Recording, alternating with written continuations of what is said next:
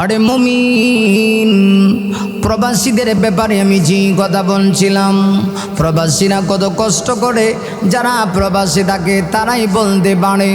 না না না, প্রবাসী ছাড়া এই কষ্টের বিষয় কেউ বুঝবে না, বুঝবে না, বুঝবে না। আমি নিজেই বাহিরা দেশে যখন সফরে যাই, আমি নিজে দেখেছি কত যুবক পর্যন্ত আমাদেরকে ধরে ধরে কান্না শুরু করে দেয়। কারণ যুবক একটু চিন্তা করে দেখো, একজন প্রবাসী যখন বিদেশে থাকে তখন সে তার মাকে কাছে পায় না, বাবাকে কাছে পায় না, কলিজার টুকরা সন্তানদেরকে সে কাছে পায় না, প্রাণের স্ত্রীকেও সে কাছে পায় না। আমরা যারা বাংলাদেশে থাকি, আমরা সারাদিন যদি কাজ করি, পরিশ্রম করি, সন্ধ্যাবেলা একটাবার পরিবারের কাছে যাই, মা বাবার চেহারার দিকে তাকায় তাকার সুযোগ আমাদের হয়। আর ওই যে যুবক, প্রবাসী যুবক কত কষ্ট করে গো, সারাদিন কষ্ট করে একটাবার তার মায়ের চেহারা সে দেখতে পারে না, বাবার চেহারা সে দেখতে পারে না, নিজের সন্তানদের চেহারা দেখতে পারে না, পারে না, পারে না। অতএব প্রবাসীদের কষ্টের কথা সব সময় আপনাকে আমাকে চিন্তা করা দরকার। আমি তো এই সমস্ত মায়েদেরকে বলবো, যে সমস্ত মায়েদের স্বামীরা বিদেশে থাকে, মাগো সাবধান, তুমি তোমার স্বামীর অন্তরে আঘাত দিও না। তোমার স্বামী তোমার জন্য এত কষ্ট করে গো মা, তুমি যদি এটা নিজের চোখে দেখতা, মাথার গাম পায়ে ফেলে দিয়া তোমার স্বামী তোমার জন্য টাকা পয়সা ইনকাম করে, অথচ তুমি দেশে থেকে এই টাকা তুমি খরচ করো, ইসরাফ করো।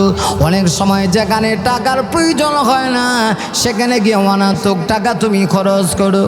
আর তোমার স্বামী কত কষ্ট করে গো, প্রবাস থেকে টাকা পাঠায় নিজের মা বাবার একটু চেহারা আনন্দিত করার জন্যে। প্রবাসের ওই ছোট্ট ছেলেটা কত কষ্ট করে, আপনার আমার মাথার ভিতরে সেই বিষয়টা কিন্তু একটু ঢোকানো দরকার। আমি তো বলি এই সুন্দর দেশটার জন্য প্রবাসীদের রেমিটেন্সটাই হলো সবচেয়ে গুরুত্বপূর্ণ। একদিকে ওরা রেমিটেন্স পাঠায়, অন্যদিকে প্রবাসীরা কত কষ্ট করে পরিবার পরিজন চালানোর জন্য। অতএব প্রবাসীদেরকে মূল্যায়ন করা দরকার, প্রবাসীদেরকে মূল্যায়ন করা দরকার। বিশেষ করে আমি ওই সমস্ত মায়েদেরকে বলবো যারা প্রবাসী স্বামীর সঙ্গে যাদের বিবাহ হয়েছে, সাবধান, দেশে থেকে মোবাইলে এমন কোনো কথা বলবে না। আমার যে কথা বলার কারণে গো তোমার স্বামী অন্তরের ভিতরে আঘাত পায়, অন্তরে কষ্ট পায়। তুমি কি জানো একজন স্বামী তোমার কাছে কি পরিমাণ হক পায়? আল্লাহ নবী হাদিস শরীফের ভিতরে বলেছেন, আল্লাহ ছাড়া যদি, আরে মুমিন ওমা ভালো করে শোনো, আল্লাহ ছাড়া যদি পৃথিবীতে আমার আল্লাহ কাউকে সেজদা দেওয়ার অনুমতি দিতেন, হাদিস শরীফের ভিতরে আসে পৃথিবীর প্রত্যেকটা নারী কি, পৃথিবীর প্রত্যেকটা স্ত্রীকে আল্লাহ বলতেন যাও তুমি তোমার স্বামীর পেয়ে সেজদা দাও। কারণ স্বামীর হক বড় মারাত্মক, স্বামীর হক অনেক মহিলারা আদায় করে না। মারে একটু ভালো করে শোনো, জাহান্নামের ভিতরে কিন্তু মহিলারাই বেশিরভাগ আগুনে জ্বলবে। আমার নবীজি জাহান্নাম পরিদর্শন করেছেন মেরাজে গিয়া, আবার নবী তাকে দেখেছি অধিকাংশ জাহান্নামীরা নারী, যুবতী নারীরা বেশিরভাগ জাহান্নামে যাবে। তুমি চাইলে তোমার পরিবারটাকে জান্নাতের অংশ টুকরা দুনিয়াতে বানাইতে পারো। মাগো তুমি যদি পর্দাশীল হও, তুমি যদি স্বামী ভক্ত হও, মাগো তোমার জীবনটা বড় ধন্য। ও মা, আর তুমি যদি স্বামী ভক্ত না হও, স্বামীর হক আদায় না করো, পরিবারকে যদি তুমি সময় না দাও, স্বামীর মাল যদি তুমি খেয়ানত করো, স্বামীর আমানতে যদি খেয়ানত করো, কঠিন কিয়ামতের ময়দানে অবশ্যই তোমাকে আল্লাহর সামনে দাঁড়াতে হবে, বিচারের কাঠগড়ায় দাঁড়াতে হবে। কারণ আমানত, যার যে আমানত আছে, আমানত আমানতের যদি কেউ খেয়ানত করে তাকে কিয়ামতের মাঠে আল্লাহর সামনে জবাব দিতে হবে গো, এতে কোনো সন্দেহ নাই। এই জন্য বলছিলাম যার কাছে যে আমানত আছে এই আমানত যথাযথভাবে আমানতের প্রাপ্যদারের কাছে পৌঁছায় দিতে হবে। মাগো তোমার স্বামী যদি বিদেশে থাকে, কিছু টাকাও যদি তোমার স্বামী পাঠায়, এই টাকা তুমি কোন কাজে অতিবাহিত করতেছো? যদি এটা ভালো কাজে খরচ না করে অন্যায় কোনো কাজে যদি তোমার টাকা ব্যয় করো, এটা আমানতের তুমি খেয়ানত করবে, এটার জন্য হাসরের মাঠে হিসাব দিতে হবে। আরে মুমিন, এই জন্য আমি আপনাদের সামনে কোরআন শরীফের যে আয়াতে কারিমা আমি আপনাদের সামনে তেলাওয়াত করেছি, ওই আয়াতের ভিতরে আমার আল্লাহ বলেন, ইন্নাল্লাহা ইয়া'মুরুকুম আন তুআদ্দুল আমানাতি ইলা আহলিহা। আরে মুমিন একটু শোনো, দিলের কানটা লাগায় শোনো। আল্লাহ বলেন, নিশ্চয়ই আমি আল্লাহ তোমাদেরকে আদেশ করছি, তোমাদের যার কাছে যে আমানত আছে আমানতের প্রাপ্যদারের কাছে পৌঁছায় দাও। না না না, আমানতের প্রাপ্যদারের কাছে যদি তুমি পৌঁছায় না দাও কিয়ামতের দিন কিন্তু জবাবদিহিতা করা লাগবে। অতএব স্ত্রীর কাছে স্বামীর সম্বোধক হলো আমানত। একটা পরিবারের কাছে পুরা পরিবারের সদস্যরা, পরিবারের যে প্রধান কর্তা তার কাছে আমানত। প্রত্যেকেই তার নিজ নিজ আমানত সম্পর্কে কিয়ামতের কঠিন ময়দানে আল্লাহর সামনে জবাবদিহিতা করতে হবে। যদি সামান্য আমানতের খেয়ানত কেউ করে ফেলে, এটারও জবাবদিহিতা করা লাগবে, বাঁচার কোনো পথ নাই। আর আজকে আমাদের সমাজের ভিতরে স্বামী তার স্ত্রীর হক দেয় না গো, স্ত্রী তার স্বামীর হক দেয় না, একে অপরের আমানতের খেয়ানত করে, যেই কারণে সমাজের এই অবস্থা। মুমিনরে এই জন্যই তো আমানত বড় কঠিন। কিয়ামতের কঠিন ময়দানে আল্লাহর নবী হাদিসের ভিতরে বলেছেন, আলা কুল্লুকুম রাইন ওয়া কুল্লুকুম মাসউলুন আন রাইয়াতিহি। আমার নবী বলেন, আরে মুমিন, আল্লাহর নবী বলেন, তোমরা প্রত্যেকেই দায়িত্বশীল। আর কিয়ামতের কঠিন ময়দানে তোমাদের প্রত্যেককে নিজ নিজ দায়িত্ব সম্পর্কে আল্লাহর সামনে আল্লাহর আদালতে জিজ্ঞাসিত করা হবে। যার কাছে যে দায়িত্ব দেওয়া হয়েছে ওই দায়িত্ব যদি কেউ যথাযথভাবে পালন না করে গো, কিয়ামতের ময়দানে জবাব দেওয়া লাগবে। অতএব আমি যদি সমাজের প্রধান কর্তা হই, আমার সেটা খেয়াল করতে হবে। আমি যদি স্বামী হই, স্ত্রীর আমানত দিয়েছি কিনা খেয়াল করতে হবে। আর আমি যদি স্ত্রী হই, স্বামীর আমানত দিয়েছি কিনা আমাকে সেই বিষয়টা খেয়াল করতে হবে।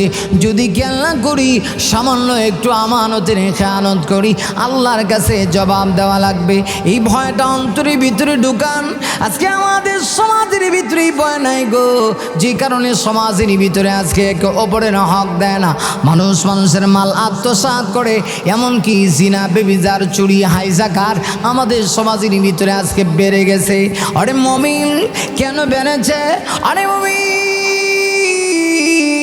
বাড়ার মূল কারণ হলো আল্লাহর জমিনে আল্লাহর কোরআনের আইন চলে না, কোরআনের আইন চলে না। কোরআনের আইন যদি চলতো, একে অপরের হক না দিলে, একজন আর একজনের মাল আত্মসাৎ করলে কিয়ামতের দিন কঠিন মুসিবতের জবাব দেওয়া লাগতো।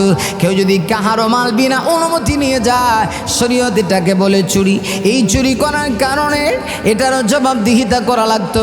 এই জমিনে যদি কোরআনের আইন থাকতো, একটু লক্ষ্য করে দেখুন বুখারীর হাদিস, আমার নবীজি রাহমাতুল লিল আলামিন সমাজের ভিতরে কেমন ভাবে ইনসাফ প্রতিষ্ঠা করেছে। আরে মুমিন, একটু খেয়াল করে দেখো, আল্লাহর নবী বিশ্ব নবীর দরবারে একদিন একটা চুরির বিচার এসেছে।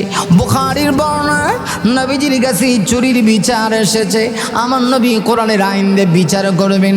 একজন মহিলা চুরি করেছে। যে মহিলা চুরি করেছে, মহিলার নাম ছিল ফাতেমা। আমার নবীর মেয়ের নামও ছিল ফাতেমা।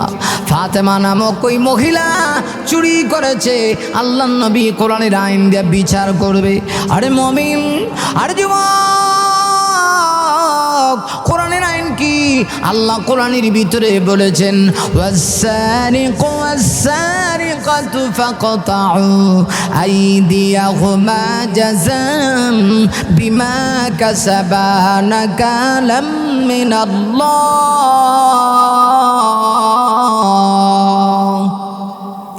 আরে মুমিন, আল্লাহর কোরআনের আইন কি?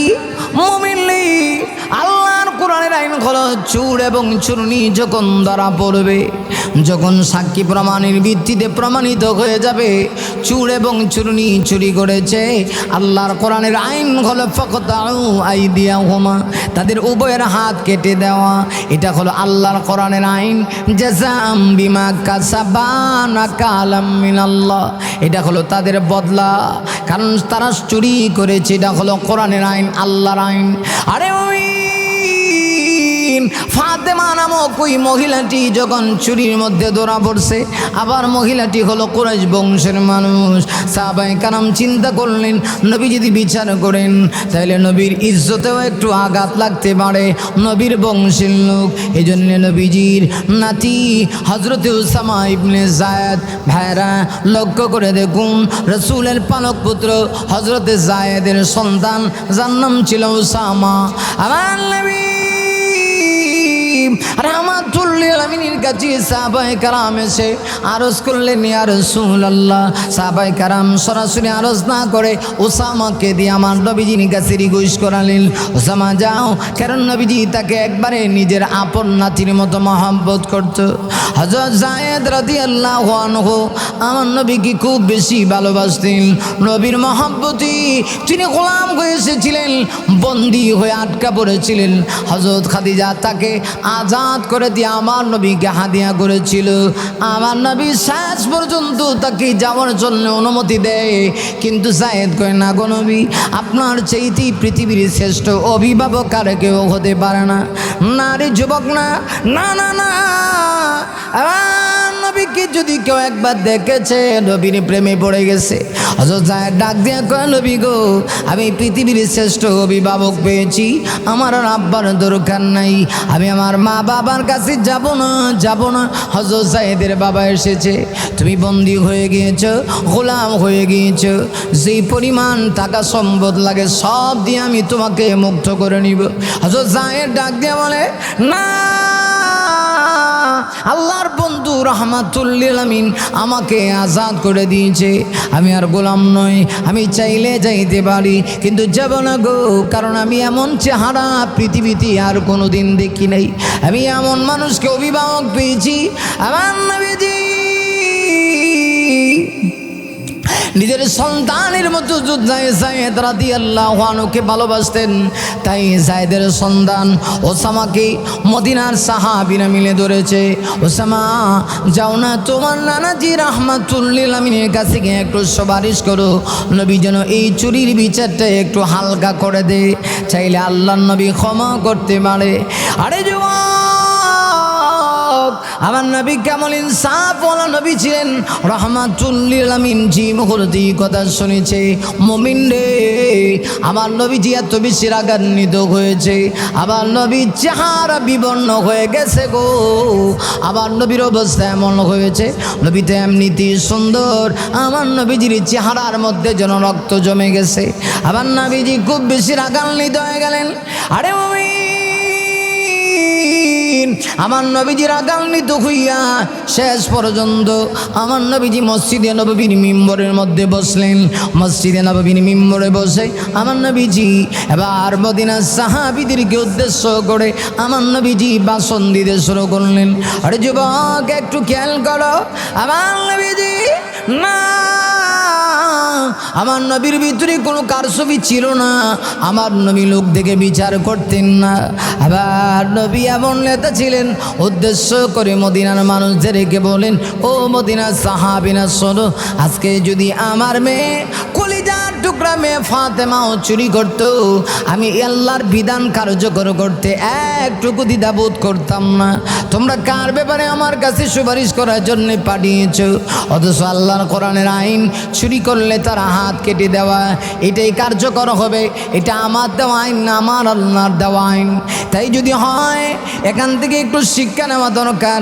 আমার নবীজি কতটুকু গুরুত্বের সহিত, আমার নবীজি কাহারও কোনো বিচার যদি নবীজির কাছে করার চলে আসতো, আমার নবী আমানতের সহিত সেই বিচারটাও করে দিতেন।